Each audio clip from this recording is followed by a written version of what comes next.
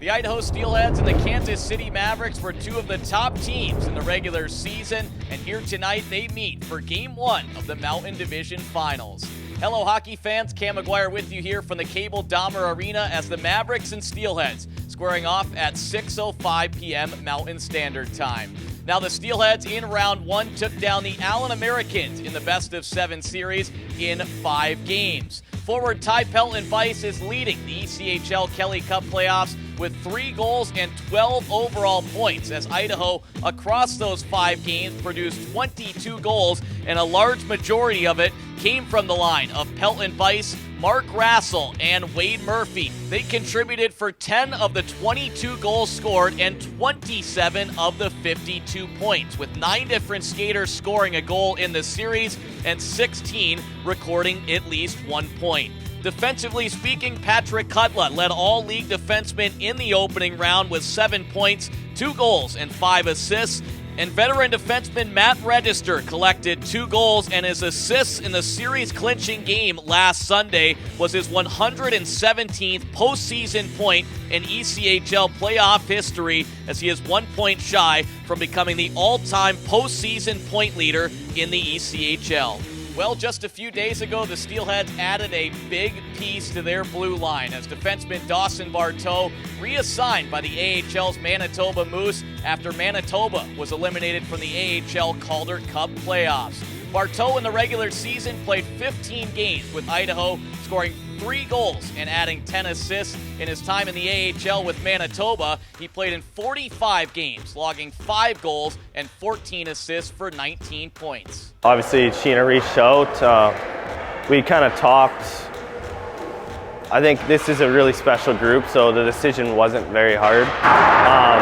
But yeah, just had a conversation with Sheena, asked if I was still interested in coming back. I said, of course, I'd love to be a part of this group and try and go for a good run here. I'm just trying to, I'm going to bring all I got, help the team in any way I can. Obviously this group is special, so I'm just looking to add to it wherever I can.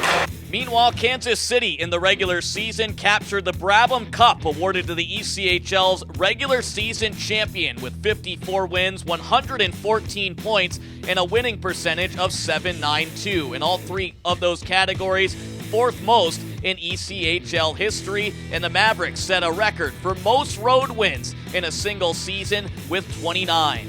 Kansas City in the opening round swept Tulsa, outscoring the Oilers 12-6, holding Tulsa to 2 or fewer goals in all 4 games, with 2 of the games being decided by 2 goals and the other 2 contests being decided by just 1.